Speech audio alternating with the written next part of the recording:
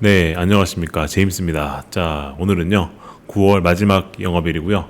그러다 보니까 이제 9월 시장을 좀 재검점 할 필요가 있을 것 같아가지고 한번 영상을 찍어봅니다. 오늘의 부제는 골짜기가 높으면 하락도 강하다. 라는 좀 의미심장한 주제로 준비해봤습니다.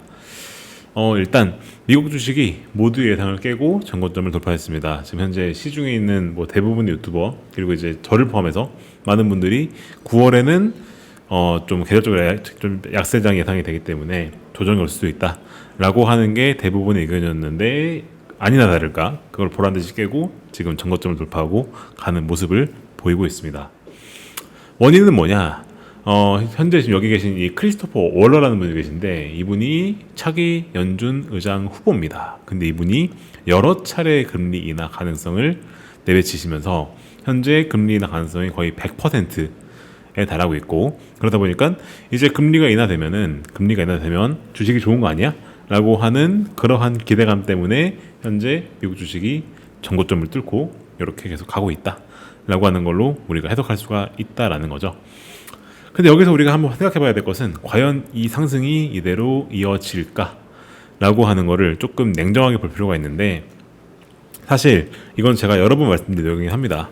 이미 밸류에이션 측면으로 본다면 여기서 상승이 더 이어진다라고 한다면은 사실 이거는 닷컴 버블을 이미 넘어서는 밸류에이션이 현재 왔는데 여기서 더 한다는 거기 때문에 닷컴 버블을 넘어서는 버블장이 이제 진짜 오는 거다라고 봐야 되는 겁니다.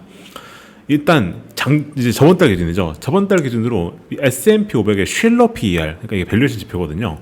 이게 현재 37.9입니다. 이거는 역사적 평균을 거의 2배 이상 상회하는 이례적 영역이고요. 이 수치는 닷컴 버블의 정점을 이미 넘어선 수준입니다. 근데 여기서 더 간다라고 하면은 이제 닷컴 버블을 넘어서는 수준으로 우리는 가는 거고 그러면은 여기서 더 20% 30% 이상 더 오를 폭등률 가능성은 우리가 정말 좀 냉정하게 제고할 필요가 있다. 그래서 이제는 정말로 우리가 좀 밸류에이션을 걱정할 단계가 좀 온 것 같다라고 저는 조심스럽게 말씀드려야 될 것 같고요. 그럼 이거는 쉽게 말해서 여기서 더 갈 수도 있습니다. 여기서 이미 정고점 뚫었기 때문에 그리고 금리 인하할 거라는 기대감 때문에 조금 더 갈 수는 있어도 오르는 폭은 제한될 거다라는 겁니다. 이미 밸류에이션이 너무 높기 때문에 여기에서 더 오르는 거는 사실상 가격이 너무 비싸다라고 볼 수밖에 없다는 거죠.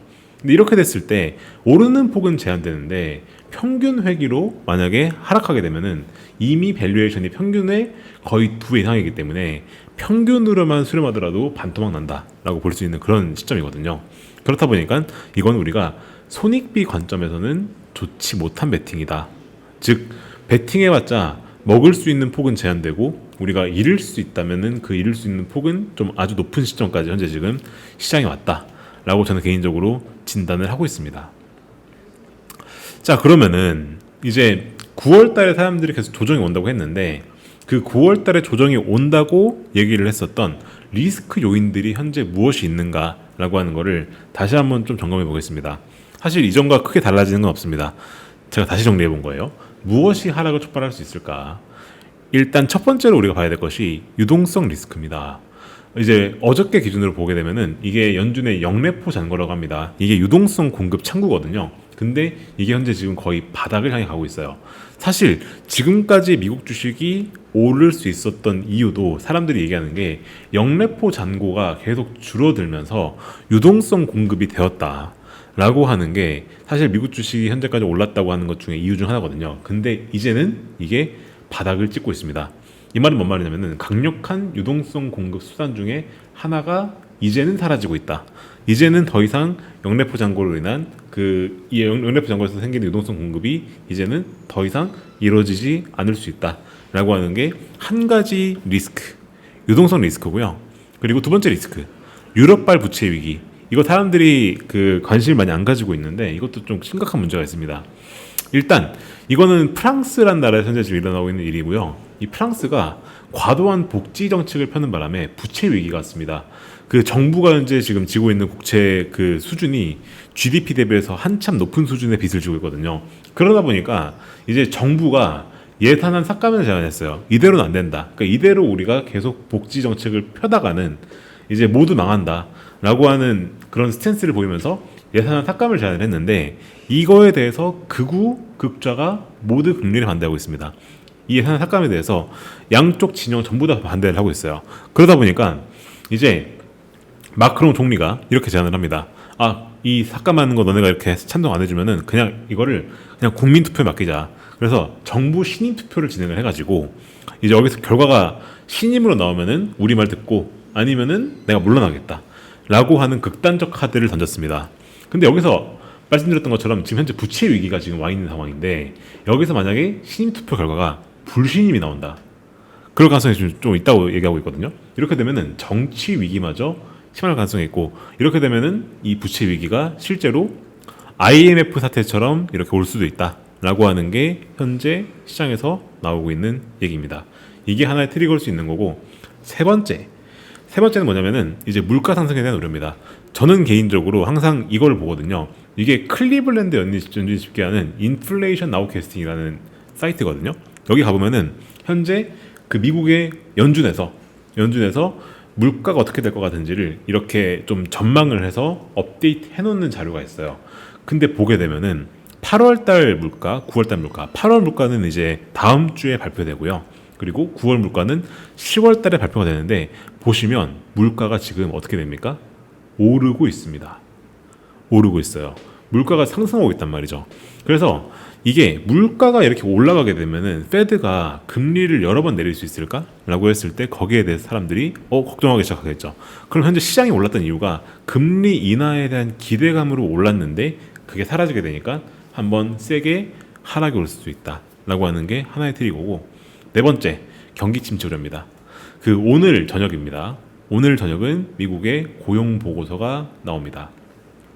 현재 예상되는 거는 실업률이 이제 오를 것 같다라고 예상이 나오고 있고, 그리고 비농업 고용지수라고 하는 게 현재 미국의 일자리가 얼마나 많이 늘어났느냐라고 하는 건데, 이게 대략 한 7만 5천 건 정도 늘어났을 것이다 예상이 나오고 있습니다. 근데 이게 만약에 예상대로 이 정도로 나온다고 한다면, 사실 이게 경기가 완전 나쁜 건 아니면서도 그냥 적당히 경기가 식어가고 있는 정도로 인식돼가지고, 금리 인하하면은 이제 경기도 살아날 거고, 그렇게 돼서 모든 게 다 해피할 거야 라는 시나리오가 갈 수도 있는데, 만약에 이게 예상을 깨고 더 안 좋게 나온다면, 즉 비농업 고용자 수는 덜 늘었고 실업률은 더 높게 나온다면, 이런 일이 일어나면은 경기 침체 우려가 심할 가능성이 있습니다.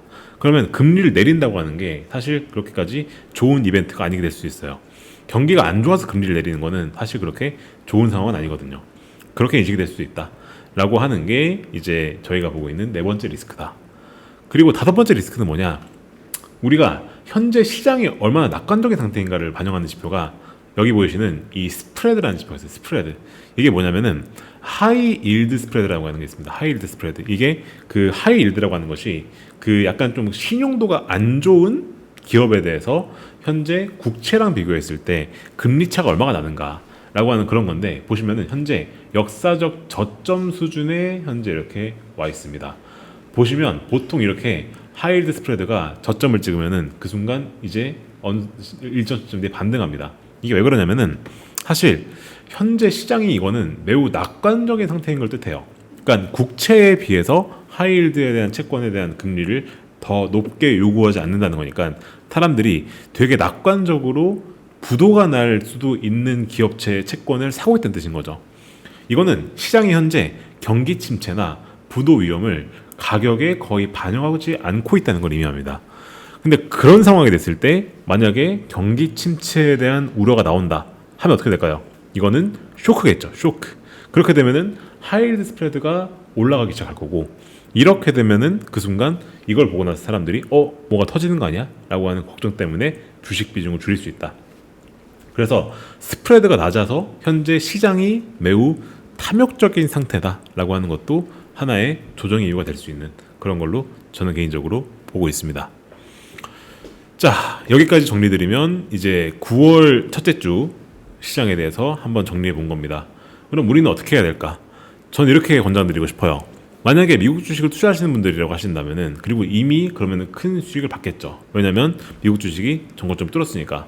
그러면 저는 이 시점부터는 수익을 실현해 가지고 리밸런싱을 한번 고려할 시점이다 라고 개인적으로 말씀드리고 싶습니다. 뭔 말이냐면은 이제 어느 정도 미국 주식이 많이 올랐으니까 슬슬 수익을 조금 실현을 하고 이제 수익을 실현하는 거를 뭐 채권이나 암호화폐나 글로벌 주식으로 옮기시는 걸 권장드리고 싶고, 제가 암호화폐 볼드체 해놓은 거 보이시죠? 저는 암호화폐가 이제 그 다음 메가 트렌드일 거라고 봅니다. 특히나 이 미국이 달러 패권 유지하는 데 있어서 암호화폐는 필수적이기 때문에 이거에 투자하시는 걸 저는 개인적으로 권장을 드리고 싶고, 만약에 미국 주식에 대해서 신규 진입을 고려 중이다 라고 하신다면은 현재 밸류에이션 수준을 생각했었을 때, 그리고 여러 가지 리스크 요인들을 봤을 때 현재는 냉정하게 판단할 필요가 있다. 만약에 이때 이렇게 생각해야 한다는 겁니다. 오른다면 어디까지 오를 수 있을까라는 걸 한번 생각해 봐주셔야 된다는 거예요. 이미 밸류에이션이 많이 높은 상황이고, 그런 상황에서 리스크 요인들이 있는 상황에서 우리가 여기에 들어간다고 했을 때 과연 냉정하게 생각해서 손익비가 얼마일까라는 거를 검토해 보셔야 됩니다. 그럼에도 시장에 편승한다 라고 하신다면 저는 개인적으로 권장드리고 싶은 건 손절 라인을 명확하게 세우셔라. 그러니까 언제 빠져도 장이 이상하지 않은 상황이기 때문에 이때는 손절 라인을 되게 명확하게 잡으셔야 되고, 손절 라인을 되게 타이트하게 잡으셔야 됩니다. 그러니까 진입한 다음에 만약에 가격이 내리는 것 같으면 그때는 빠르게 정리하고 나오셔야 돼요.